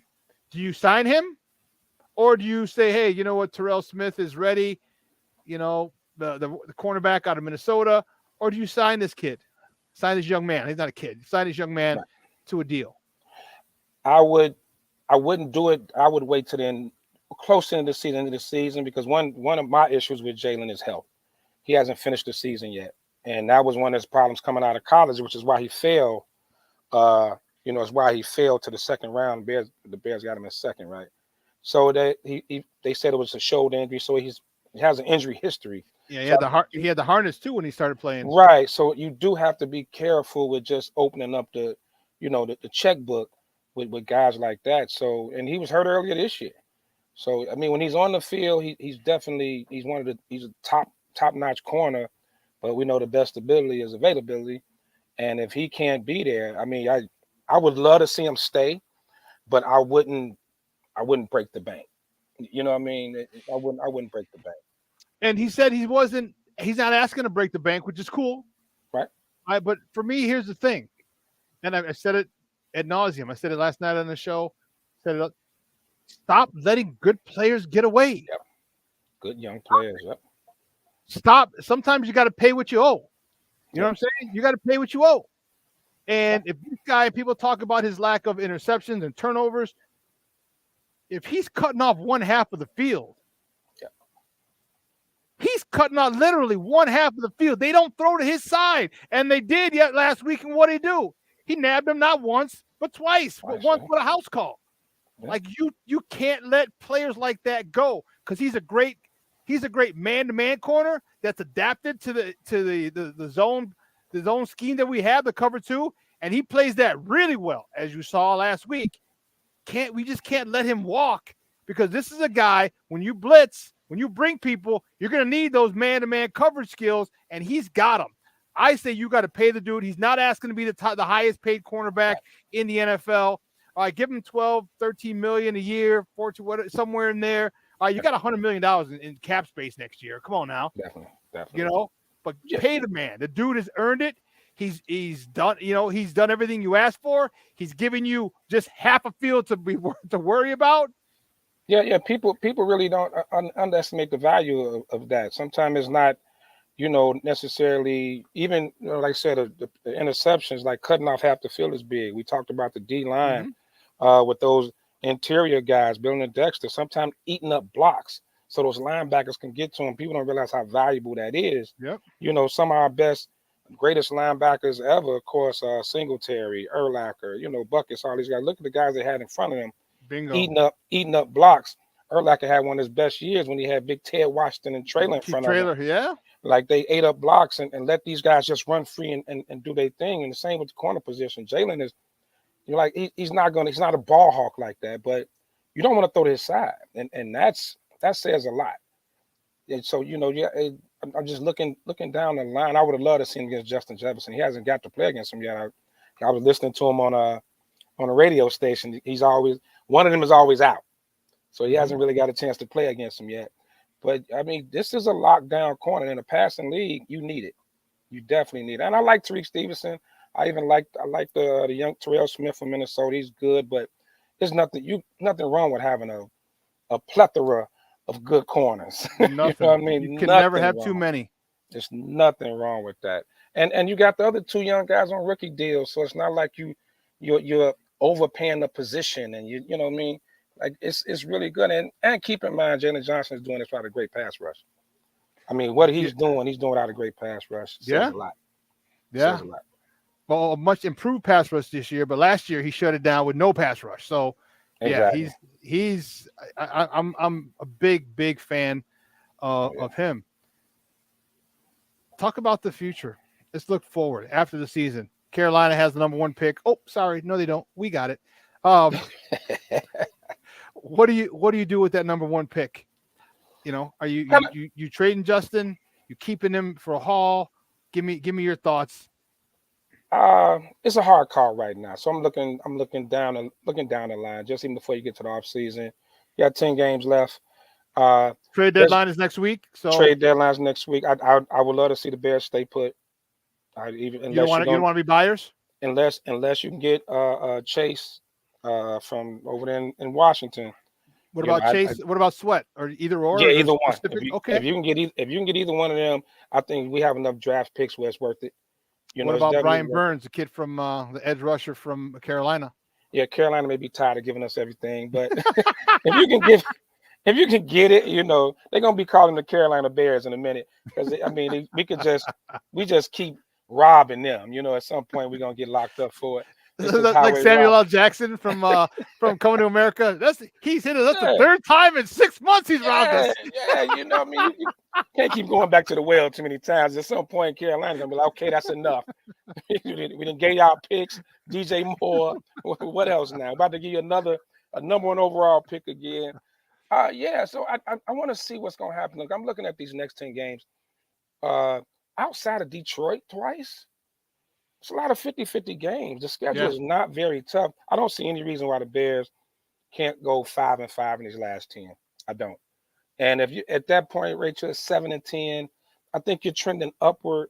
You have to at some point don't let this losing culture keep, you know, building and building. You know what I mean? Because now you got young guys like Kyler Gordon and Brisker. If you bring in a rookie quarterback, you're more than likely looking at another losing season next year, maybe another 2 years. Now, these guys have been in this losing culture for 4 years. You don't want to keep changing coaches. At some point, as long as you're trending upward, stay the course. Just keep adding talent around it. Trade that number 1 pick for a haul because somebody's going to give you a haul for Caleb Williams. Oh, yeah, and just keep stockpiling talent. But let's see where it's going. I mean, they're looking a lot better. I know we caught some breaks. You know, Brian Hoyer, you caught Minnesota without Justin Jefferson.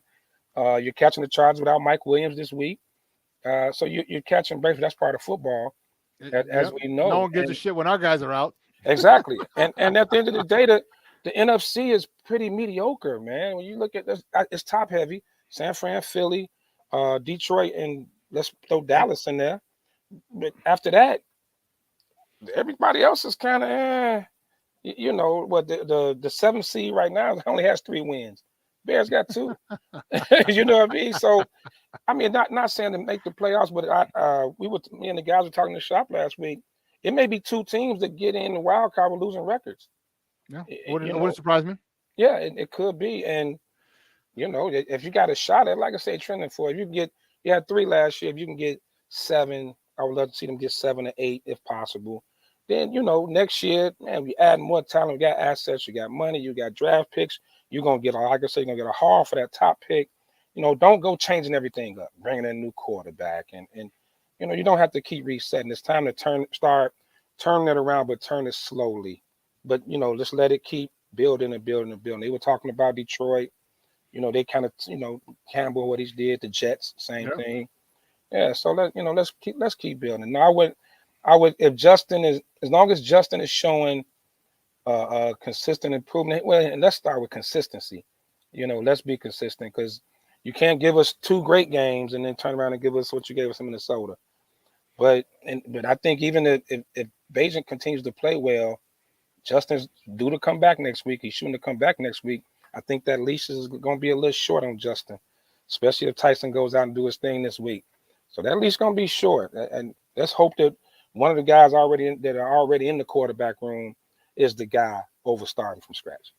You guys, Richard Pugh, one of the SmokeFellas that you can watch every week here on Sports Zone Chicago, Saturday mornings, 11 a.m. to 1 p.m. And we're talking Bears football and Shawn and Maya in the morning on Sports Zone Chicago. Let's say they want to move on from Eberflus. I had a crazy thought with what's going on in Michigan. All right, there and his boy leaving, J.J. McCarthy, probably leaving for the NFL draft. I say if you let go of Eberflus, you snag Jim Harbaugh. He's a former Chicago Bear. We drafted him. out of Michigan. Okay. And defensively, I think what's going on in Washington, I think Ron Rivera's on the hot seat. Remember, Magic Johnson's part of that ownership group. I think they let him go. I say, you know what? You bring Jim Harbaugh, you bring Ron Rivera, bring 2 former Chicago Bears home to restore us to prominence. And it's not like we have to worry about the offensive play call. Harbaugh has coached a quarterback like Justin and Colin Kaepernick, a guy who can run. And you got a guy who's a much better passer than Colin Kaepernick in Justin. I think the scheme would fit perfectly. Your thoughts on that dream team or Leslie Frazier, either one. You bring Leslie Frazier to DC, I'm cool with it too. Yeah, dream scenario. We've been hearing the Harbaugh to the Bears rumors for a few years now. I think I'm with you. If there's going to be a time that he's going to go, this could be the year, especially depending on how that investigation. Yeah, that investigation. And it's no secret he wants to come back to the NFL. His ties to the McCaskies, they have a great relationship. He loves Chicago. It would be ideal because I as much as Eberflus is doing okay now, but I think when it's time to take that next step, he's probably not going to be the guy. He's a glorified defensive coordinator. I mean, let's be totally honest. What he is. Did you hear his post-game speech? It was the worst. I was so bored in the locker room with the guys. He's just like, he just doesn't have that. Dream scenario. I was reading the rumor of Bill O'Brien, New England. It's been the offense coordinator Detroit, a few guys. But as long as it's not a full reset, like I would hope if you're moving in the right direction, don't just tear it all down. Like, of course, you bring in Harbaugh with Justin and with what they already have on there. Like I said, Rivera, I think Rivera's done in Washington. I'm pretty sure this is it for him. He'll be, he was a D coordinator here before, right? Mm-hmm. They won the top defense in the league. Yeah, they were pretty good defense. So in the Super Bowl year, the Super Bowl, yeah, exactly. So like you say, that's a dream scenario, not impossible. It's definitely doable. It looks like it's doable more than any year ever. I think this could be the year it could happen. Hey, listen, we got to take a quick break. Can you stay with us for another 15 minutes? Yeah. Cool. We're going to take a quick break. And on the other side of the break, we're going to talk a little Bulls. So don't go anywhere, folks. Keep it like you fired up on that one. Yes. Keep it locked right here. Shawn and Maya in the morning on Sports Zone Chicago.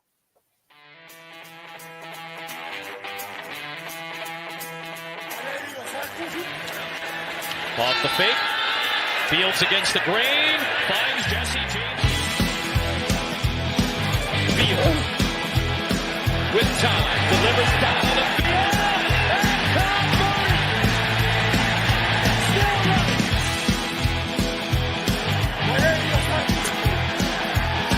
One way, Fields stumbling, trying to cut it back. Justin Fields making magic happen. There goes Fields. Touchdown!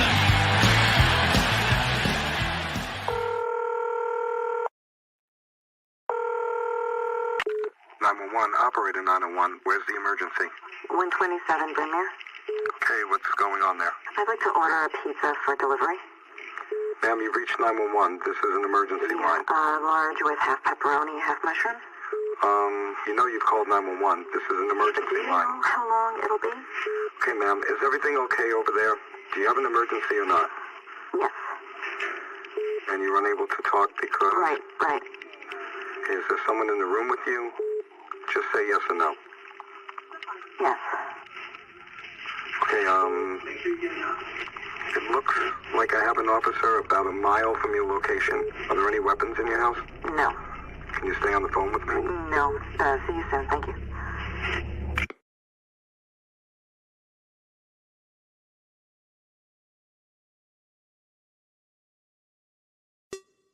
Hey, it's your boy, the SuperBack Shawn Sierra, and be sure to follow Sports Zone Chicago on all social media platforms on Facebook, Instagram, and our Roku channel. You can find us at Sports Zone Chicago, and on Twitter, we are at Sports Zone Shy. Also, be sure to download our mobile app so you can take Sports Zone Chicago with you on the go. When I'm flying, I put my helmet on, my visor down, my mask up.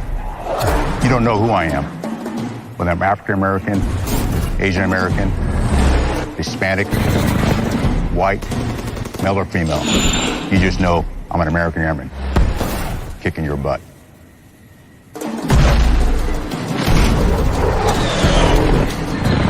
I'm General C.Q. Brown Jr. Come join us.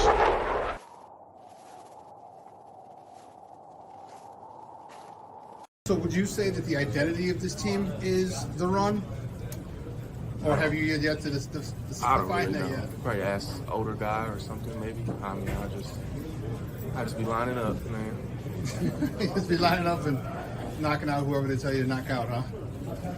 How much of a relief is it to get your first win at home here, and finally, the media is gonna not be on you guys so much. How does that feel to come out? I know dinner's gonna be a lot better tonight. All right, chilling with the family and friends gonna be a lot more fun tonight. How does it feel overall after getting that first win? Like basically a monkey off your back, your first home win. Yeah, it feels really good. Wins always feels good. So definitely a team like that's a good team we played. They have some good players, and we did a good job. Welcome back to Shawn and Maya in the morning on Sports Zone Chicago. That was Darnell Wright, our right tackle, no pun intended. He interviews like a rookie. Yeah. And did you see when he first started, he was just like kind of rubbing his left shoulder real quick. I was like, and I didn't pick up on that until after I watched the 12-22. I'm like, oh shit, he's not using the left shoulder. And I went back and I was watching it yesterday or 2 days ago, and I was like, oh shit, he was kind of just rubbing it. He looked like why y'all interviewing me? I'm an old lineman. That's not what we do. I'm on the line. Yeah, that's not what we do. Well, let's switch gears. Let's finish out the show this way. The Bulls with a bit embarrassing loss on Wednesday at home to the OKC Thunder. Not that they lost. That's not the embarrassing part. It's how they lost. 20-point game. Look at the new season, same as the old. All right. The stagnation of the offense was really an issue. They shot more threes, but it seems like they have to get used to shooting threes in the flow of the offense. They shot a lot of threes just to shoot threes. It's like that's not how it works. You got to get in the flow of the offense. Ball movement, good passing, good and hit the open guy. Talk to me about what you saw. And how much of it do you even think it's more the same this year? Or do you see something different? I pretty much saw a continuation of last year. It's not. I mean, and that was the disappointing part. I know they pretty much ran it back, re-signing Kobe White and bringing those guys in the center, Vooch and bringing Vooch back. Just running it back. I didn't see anything. I didn't see any type of improvement. I didn't see anything that's going to make us think a different outcome this year. Mm-hmm. Definition of insanity, doing the same thing over and over again, expecting different results. Yep. Donovan looks like he's just at the end of his rope. Billy Donovan like the end of the rope. The rotations, just a lot of questions. I just didn't see a team that believes. At times they look lost out there. And to OKC's credit, I think that's an up and coming young team. Oh yeah, that's a team people are not talking about. That Gilchrist kid is not a kid. Young man is, he is something. He is a Mickey Ficky problem. He is something. So Chet Holmgren back. That OKC team's gonna make some noise. So it's not like they went out there and lost to some bums, but it's what. We talk about it all the time, Shawn. It's NBA hell. What are you doing? Are you contending or rebuilding? When you're stuck in that middle, you're just in NBA hell. And the Bulls have been there. This new regime is coming off a little Paxson Foreman-ish. You can't stick with this core too long. And it looks like it may be a year past due of sticking with this core. I fully expect them to be sellers at the trade deadline. I think DeRozan is gone. Get something for him. It's going to be time for a full rebuild. Unfortunately, because it was so exciting when they first got these guys together. Yeah. Patrick Williams is a guy, I like him, but he just hasn't made the jump. He just hasn't made the jump. I don't see anything. What do you think that? Why do you think that is, dude? Because I went on a rant last week, and I went off on him. I went off on Justin Fields. I went off on Yohan Moncada. I went off on was it Tim Anderson. Like, man, grow the hell up. Like, okay, if it's your first year in the league, maybe even second. Okay, I get it. Get your feet wet, establish. Oh, Cody Whitehair too. That was the other dude I went in on. Like, man, dude, like now it's year 3, 4, 5. Cody Whitehair, you're like 30 years old now. Like, 31. there got to come to time, like your nuts got to drop, man. Patrick Williams got to stop being a little so damn scary, a little scary ass. Like, oh, well, Zach's on the court, he'll get the ball. DeMar's on the court, I'll give him the ball. No, dude, if you're a baller, you don't give a damn who's on the God bless the court. You do your thing. Yeah. You know what I mean? You do your thing. And Patrick still, he does his thing when they're not on the court. We've seen him get aggressive, and we're like, whoa, who's that wearing Patrick Williams uniform, dunking out people, right, hitting a three, driving to the hole, taking people and ones. But when they're in the game, he's like, okay, you have it. You have it. Like, no, be a man, dude. This is your 4th year in the league. You should – no, dude, don't even get me started. I was so pissed at that. There comes a certain point in time where, like, all right, dude, show us what you got on a consistent basis because we've seen it in spurts. But, man, let your nuts drop, man. He pisses me off because he's so talented. He is. And he fits today's NBA, right? He can play multiple positions, can guard multiple positions. You know, he's kind of like tweeners are the end thing now, right? He can play the small forward, the power forward. Even if you want to go small against other small lineups, he could probably play a little in the center position for you. It's the player development and lack of leadership. Let's look at the vets on this team. Great with point. somebody to grab him and say, hey, just like you said, hey, let's go. Don't stop giving it, stop giving way to Zach and DeMar. Let's go. Let's work. And and I think he would benefit, from stronger leadership, veteran leadership, definitely coaching. I think you lose this young man, he's going to go somewhere. We're going to see the potential that they saw when they drafted him. Another Larry Markkinen? Yep. When they drafted him as high as they did. Oh man, Larry Markkinen is woo. It is. What is it about Chicago? It's developing young guys. It's ridiculous. We just lose so many and they go get good. But yeah, it can be frustrating. But you know how it is, Shawn. Some guys you gotta, they need that strong leader, behind them. Like, look, shoot the ball. I don't care if you miss. Keep shooting. Get aggressive. What are you doing? Like, you pass the ball, I'm gonna throw it back to you. Go to work. He's smaller than you. Work. Let's go. Some guys need that kind of push. So he seems to be coming off, like you say, but he has to get out of that I'm the young guy, rookie mentality. Now it's time I'm one of the guys. Let's go. Hey, give me the ball. Let's go. Hand it. Let's go. Give me the damn ball. Give me the ball. Yeah. It's time to get like that. And like you said, it's year 4. So you can't keep babying them. What about the new guys? Torrey Craig. How did you like them? 3-point shooters. I like. Give me your thoughts on those guys. Yeah, good, solid pickup. It feels was it Javon Carter? Javon Carter, yeah. And then defensively, especially Carter, is pretty solid. I still a wait and see. For game 1, I saw some flashes here and there, but that OKC backcourt is tough. That's a tough backcourt, man. So I'm still kind of in wait and see mode. I'm not ready to grade those pickups. There's nothing. It's not those pickups weren't headlines, like weren't gonna make the headlines on NBA. Right. You know what I mean? So you just have to see. The fear is, are they gonna fall into this same trap as like we just talked about Patrick Williams, just kind of giving way to those other guys, or are they gonna come in and really establish themselves and become a presence? But yeah, I definitely agree, Cornelius. They are those guys are nice. Yeah, but they didn't move the needle for me. You know what I mean? Like what moves the needle? Dame going to Milwaukee. Like, oh snap! Yeah. Oh, all right. Yeah. Except for the little times that they're gonna have to get adjusted with Dame playing with a big man, a skilled big man like the Freak, and the Freak playing with a dead-eye shooter from half court like Dame. Give it 8 games, 10 games, and they'll figure that out. Trust me. Great players figured out how to play with other great players.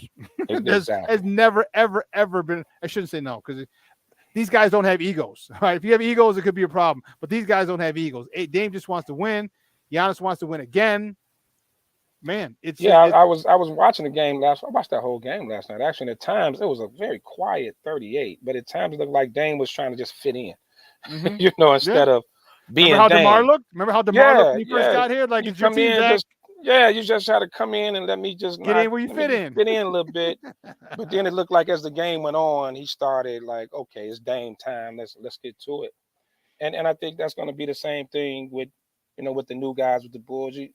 These guys have been together for a minute, you know. And sometime when you're coming into a situation where these guys have been together for the last 3 years, you know, you kind of walk on eggshells a little bit.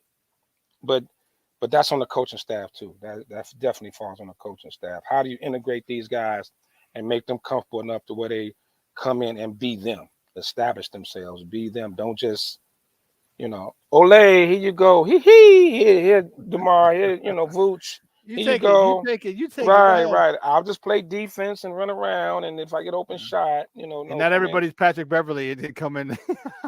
Oh my God, how many teams he gonna play for, man? I think he's on a mission to get every jersey to hang in his wall. He stays on a roster. It was funny in our group text. I said, Pat Beverly's still on a roster. Like, he just, you know, but hey, that's a great life. You get that many years in the league, making a couple $1 million a year. It's a dream life. You can't really be mad at him. No, you can't be mad at him at all. No. Billy Donovan, your thoughts on him, man? Is, you know, how soon do you think he's going to be on the hot seat, or do you think he is on the hot seat? Because it seems like they may have tuned him out, and if they have, then you really got to start. You got to start considering a change if these players have tuned him out. Hot as fish grease. I'd be surprised he made it to the middle of the season. I'm totally honest. When you have a player-only meeting after the first game, and you kick your team, and you don't even let your coach in. Like, no, we're good. Stay outside. You've had all training camp, all off season, and after one game, players only. If tuned out was a person, this situation is it. And it's gonna say a lot about the front office. Are you gonna have the cojones to get this guy up out of here, or are you gonna let this thing go throughout for a whole season again and be a complete shit show? What are you gonna do? After they just secretly signed him last year, remember? Yeah. Secret squirrel about it. Yeah, and it's not that I don't think Donovan's a bad coach. I think he's good for what he does, right? He comes in, gets the younger guys kind of acclimated. He was a good, a great college coach. He was good in OKC with that younger team, but he hits the ceiling. You know what I mean? And I think he's hit his ceiling with Chicago. So it's time to move on and bring in somebody else. Okay.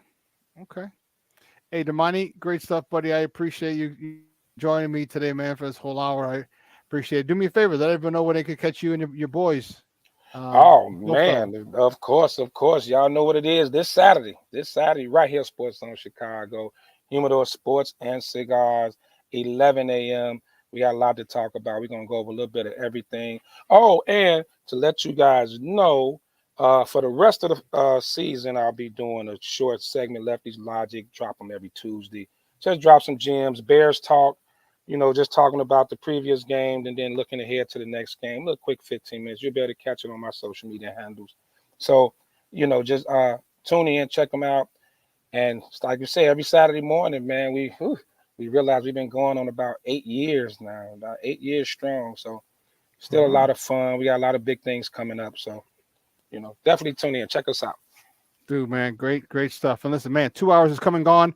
I want to thank my guy, Damani, for joining me for this last hour, talking Bulls, talking Bears. Great stuff. Guys, have a phenomenal weekend from everyone here at Sports Zone Chicago. Elliot Bay, executive producer Clarence, our social media guy, my co-host in absentia, Maya, and me, your boy, the SuperBack Shawn Sierra, along with Damani Pugh. We just want to say thank you for tuning in. We appreciate the love and the support. Enjoy your weekend. It's going to be a nice weekend. So I'm going to so I got that thing tomorrow. I'm looking forward to it. Sunday's game.